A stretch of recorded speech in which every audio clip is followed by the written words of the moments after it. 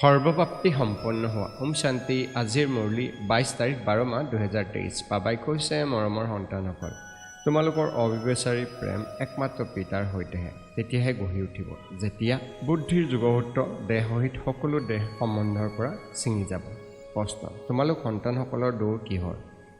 সেই দৌৰত আগবাঢ়ি যোৱাৰ আধাৰ কি? উত্তৰ, তোমালোকৰ দৌৰ হৈছে সন্মান সহকাৰে উত্তীৰ্ণ হোৱাৰ। এই দৌৰৰ আধাৰ হৈছে বুদ্ধিৰ যুগসূত্ৰ। বুদ্ধিৰ যুগসূত্ৰ যিমানে পিতাৰ সৈতে থাকিব, সিমানেই পাপ খণ্ডিত হ'ব আৰু অটল অখণ্ড সুশান্তিময় 21 জন্মৰ ৰাজ্য প্ৰাপ্তি হ'ব।